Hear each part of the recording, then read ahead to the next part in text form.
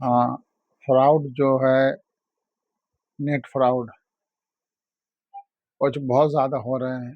खैर इससे तो सब लोग वाकिफ़ हैं, मैं भी बहुत वाकिफ़ हूँ। बहुत लोग चालाकी करते हैं लेकिन कर नहीं पाते मेरे साथ। बहुत सारे वेल नोन हैं। लास्ट वीक सबसे पहले किसी ने मुझे टेलीग्राम में, और कुछ नहीं, अननोन पर्सन लिख रहा है ऐसे जैसे बहुत करीब से जानता है। हाँ, वाइफ़ कैसे हैं आपकी? अब मैं समझा नहीं। नंबर तो अननोन बिल्कुल। मेरे बारे में और कोई चीज़ हेलो हाय कुछ भी नहीं, सीधे वाइफ़ कैसी कैसी हैं? तो मैंने लिख दिया भाई मैं तो अभी कुँवारा हूँ, शादीशुदा नहीं हूँ। फिर वो चुप हो गया। उसके बाद दूसरे दिन एक फ़ेसबुक में बैठा हुआ था शाम का वक़्त, तो एक फ्रेंडशिप रिक्वेस्ट आया मेरे पास फ़ेसबुक में। दिलीप कुमार पांडे, अगर तुम मेरा वीडियो देख रहे हो तो समझ लो तुम्हारा जो है हैक हो चुका है, तुम्हारा अकाउंट। उसका यूज़ हो रहा है, मैंने तुम्हें पोस्ट करने की कोशिश की, फ़ेसबुक ने उल्टा मेरा ही बंद कर दिया, पता नहीं रिस्ट्रिक्शन में। और रीज़न लिखा रिस्ट्रिक्शन में, क्योंकि मैं कोई बिज़नेस का एडवर्टाइज़मेंट कर रहा हूँ, क्या कर रहा हूँ। जबकि ना कोई मैं बिज़नेस का, ना किसी प्रोडक्ट का हम उसके ऊपर एडवर्टाइज़मेंट दे रहा हूँ, जैसे मैं कोई एडवर्टाइज़मेंट देने वाला हूँ। खैर फिर दूसरे दिन उसने उसे फिर से ओपन कर दिया, नॉर्मल काम कर रहा है। तो फ्रेंडशिप का रिक्वेस्ट है दिलीप कुमार पांडे। तो मैंने देखा था वो तो मेरे फ़ेसबुक में है ही है, फिर क्यों दे रहा है?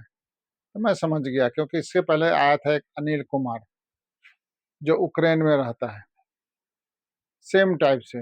वो तो हेलो कैसे हैं, क्या हाल है, कहाँ पे हो? तो मुझे कहाँ पे हो, इंडिया में हूँ। और कहाँ हूँ? तुम कहाँ पे हो?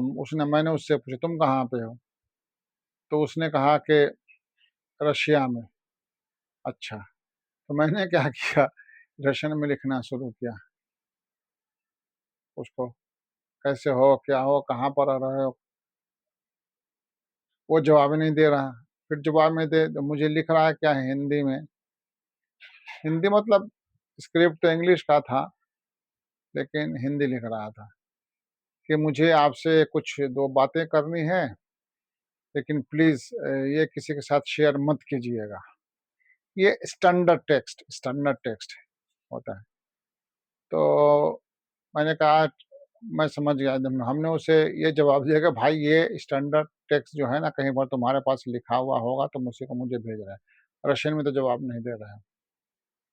ये शायद इंडियन भी नहीं होगा, उसके पास टास्क होगा कि ये क्वेश्चंस पूछा, ऐसे करो। फिर बाद में ये लिखता है कि इसने नहीं लिखा, लेकिन इसके पहले जो हो चुका था, अनिल कुमार के हिसाब से, जो यूक्रेन में रहता है, तो वही कि मैं आने वाला हूँ, कुछ लाना है तो बता दो, ये वगैरह कुछ। अगर आपको यहाँ, वो अनिल कुमार उज़्बेकिस्तान के बारे में लिखा, मैं ताशकंद हूँ तो मैं ताशकंद से आ रहा हूँ।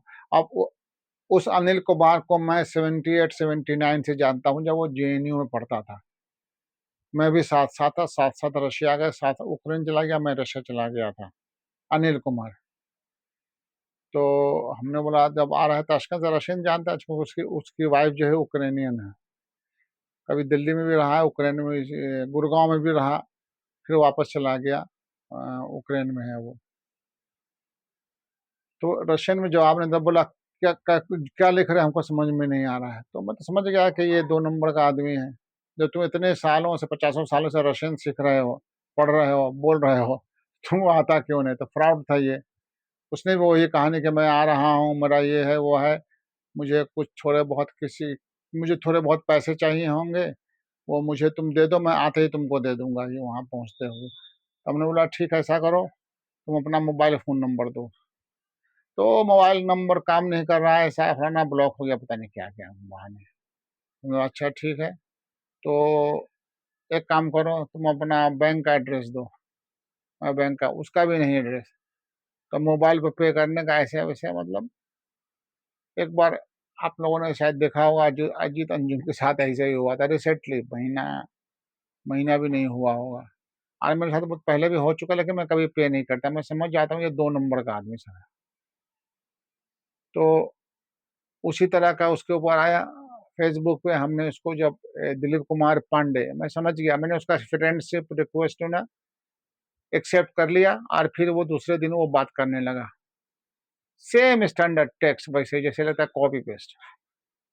तो मैं तो सोच रहा था ये कि भैया ठीक है, मेरा भी अकाउंट खराब, थोड़ा गड़बड़ हो गया, ऐसा करो 1000 2000 रुपया भेज दो, फिर हम तुमको पेमेंट और दूसरा हम तुम्हें दे दूँगा पेमेंट 10,000 20,000 जो भी माँगोगे। लेकिन वो समझ गया, गायब हो गया वो। दूसरे दिन मेरे पास एक आ रहा है एसएमएस। एसएमएस आ रहा है जिसके अंदर ये टेक्स्ट लिखा हुआ था कि आपका 9:30 बजे रात में आपका गैस का पीएनजी का लाइन कट जाएगा, गैस पाइपलाइन। आपको जो पेमेंट दिया है वो पहुँचा नहीं है, पिछला पेमेंट उसको अपडेट कीजिए, कन्फर्म कीजिए, ये सब कीजिए। तो हमने बोला यार पेमेंट वगैरह सब कर चुका है, दूसरा पेमेंट आने वाला है। जो पेमेंट करना है वो मेरे पास क्या नाम है मैसेज आ चुका है कि डेट लिखा हुआ है कब पे करना है। तो मैं समझ गया कि आप प्लीज़ इनसे कॉन्टैक्ट कीजिए। उसमें किसी का नाम और नंबर लिखा हुआ था उसके अंदर। तो ये पहले भी हो चुका है, यहाँ नहीं, पुराने घर में है, दिल्ली में। तो उसमें हुआ ये कि मैं कोई काम कर रहा था कंप्यूटर पे, तो 4th फ्लोर से मेरे एक जानने वाले हैं, पहले एमसीडी में थे वो, नीचे दौड़ते हुए आए बेचारे, बूढ़े इंसान, रिटायर्ड। तो उन्होंने बोला, मुझे एसएमएस दिखाया, बोले देखो साहब उनकी इलेक्ट्रिसिटी कट जाएगी रात में 10 बजे, जल्दी से इनको कॉल कीजिए, ये कीजिए, वो कीजिए, कोई आपको पेमेंट भेजा नहीं मिला। पेमेंट मैं नहीं भेजा था उनका, इलेक्ट्रिसिटी का बिल। नीचे आया तो मैं अपना उससे बात करने लगा उस नंबर से। तो उसने लगा, अब हमें थोड़ा टेंशन में थे, कुछ काम कर रहा था मैं, बिज़ी था बहुत, और वो बेचारे परेशान लग रहे थे बहुत कि रात में 9:30 बजे बिजली कट जाएगी। तो उतना ध्यान नहीं दिया, मैंने उस नंबर पे कॉल किया। नंबर पे कॉल किया तो इस पर कॉल कीजिए, क्या हुआ, ऐसा हुआ, पूछते-पूछते, अच्छा ये लिंक खोलिए, आप जाइए, क्या नाम है, गूगल ऐप पे जाइए, इस पे जाइए, उस पे जाइए, जा कर के ये ऐप खोलिए, ये डाउनलोड कीजिए, ये नंबर। तो काफ़ी देर तक वो वक़्त पर टाइम दे रहा था। तो मेरे सबसे पहले दिमाग में ये बात हुई कि ये इलेक्ट्रिसिटी वाले इतनी देर तक बात कैसे कर रहे हैं? इतना टाइम तो देते नहीं वो। वो एक्सटेंड कर देंगे, भाग जाओ। या कोई भी सरकारी ऑफ़िस में अगर फ़ोन करोगे तो इतना टाइम देते नहीं। तो मुझे थोड़ा-सा वहाँ पर गड़बड़ी लगी। तो उसके बाद उसने एक नंबर दिया कि ये नंबर पर डायल कीजिए, ये कीजिए, ऐसा-ऐसा। तो वो नंबर क्या था कि कॉल ट्रांसफ़र का। अब जो जो भी कॉल मेरे मोबाइल पे आता, उस पर ट्रांसफ़र हो जाता। तो पहले तो कुछ हमारे अकाउंट से कुछ नहीं कर सका वो। तो उसने बोला, अच्छा और कोई अकाउंट आपका है, दूसरा अकाउंट, वो नंबर दे दीजिए, ये कर दीजिए, वो कीजिए। मतलब मैं समझ गया कि ये 2 नंबर का है। मैंने 2-4 गालियाँ दी उसको। अच्छा, बड़ी इंटरेस्टिंग बात है कि अच्छा हाँ, अच्छा उसके बाद मेरे पास एसएमएस आने लगा, ओटीपी, ओटीपी, ओटीपी 1 2 3 4 5 6 फटाफट। तो हमने उससे पूछा, भैया ओटीपी इतने क्यों आने लगे तुम्हारे यहाँ से? तो हम उसने बोला, नहीं, नहीं, आप उस पर ध्यान मत दीजिए, ध्यान मत दीजिए, कोई और बैंक अकाउंट है उसका दीजिए, उसका दीजिए। मैं समझ गया, 2-4 गालियाँ मैंने उसको दी, भगाया मैंने उसको। ये इलेक्ट्रिसिटी का था। और हमारे पास जो आया एसएमएस उसमें था कि 9:30 बजे तक के बाद आपका गैस कट जाएगा, गैस लाइन। नंबर दिया हुआ था, तो मुझे पता था, तो मैंने उसको फ़ोन किया, तो उसने फ़ोन का जवाब नहीं दिया, बोला I will call you later, जो एसएमएस आता है। फिर उसका फ़ोन आया, तो बोले क्या प्रॉब्लम है? तो हमने बोला ऐसी-ऐसी बात है, मेरे पास इस तरह का एसएमएस आया है, पैन कार्ड। तो आप खोलिए, क्या लिखा है? ऐसा लिखा है, ठीक है, आप उस पेज पे जाइए, उस पेज पे जाइए। तो हमने बोला यार गालियाँ दी तुम लोग, बिहारी, अच्छा उसकी आवाज़ बिहारी जैसे किसी की थी। तो कोई बिहारी की एक्सेंट होता है ना, उस तरह से। अच्छा उसने जो एसएमएस लिखा, आई विल रिप्लाई यू, तो रिप्लाई को रिप्ले लिखा उसने इंग्लिश में, तो मैं समझ गया। तो उसके पहले समझ तो पहले ही गया था मैं कि वो 2 नंबर का आदमी है। तो मैंने खुद उसको गालियाँ तो झाड़ दी। तुम ऐसा क्यों करते हो? तुम क्या समझते हो? तुम दूसरे को जब बेवकूफ़ बनाते हो, किसी दिन पकड़े जाओगे तो अंदर फिर मैंने माँ-बहन की तो बड़ी गालियाँ दी उसको, रख दिया। मैंने वाइफ़ को बोला, देखो भैया 9:30 बजे अपने गैस की पाइप का लाइन हँसते हुए पाइप गैस गैस का लाइन कटने वाला है 9:30 बजे। हम लोगों ने 10 बज गए, 10 बजे मेरी बीवी कुछ बना रही थी। अरे गैस का लाइन गैस गैस अभी तक ऑफ नहीं किया हमारा, अभी चल रहा है? चल रहा है। अच्छा, उसको मैंने बोला कि 9:30 बजे बंद होना है, तो हमने देख क्यों बंद करेगा? बिल्कुल नहीं बंद करेगा। तो नहीं अभी नहीं करेगा, कल कर आपको सुबह मॉर्निंग में कर देंगे 10 बजे के बाद। हाँ, चलो ठीक है। उसके बाद क्या हुआ कि सुबह 10 बज गए, 11 बज गए, 12 बजे गैस काम कर रहा है, तो हम लोग हँस रहे थे।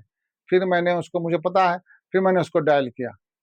तो उसको मैं ये बता रहा था कि अरे बेटा, उसका नाम लिखा हुआ है, टेलीफ़ोन नंबर भी है। और आया उसका लॉगिंग जो उसके अंदर जो था स्क्रीनशॉट, वो आईजीएल का ही था, सारा कुछ उसी का। तो मैंने उसको कहा, बेटे अभी तक तो लाइन नहीं कटा है गैस का, बताओ क्या करूँ? और 2-4 गालियाँ और फिर दी, और बार-बार उसे फ़ोन करके मैं परेशान करता रहा। तो अगर इस तरह का एसएमएस आपके पास आता है या व्हाट्सएप पे मैसेज कि आपका इलेक्ट्रिसिटी का लाइन कट जाएगा 9 बजे, ऐसा टाइम देगा ना, बहुत कम टाइम देगा, 4 घंटा 5 घंटे में आपका बिजली का लाइन कट जाएगा या गैस का लाइन कट जाएगा, कुछ भी होगा। इतना जल्दी कोई भी इन्फॉर्मेशन जो है नहीं देता है कि इतनी देर में कट जाएगा, इतनी देर में ख़त्म हो जाएगा, चार्ज ख़त्म हो जाएगा। तो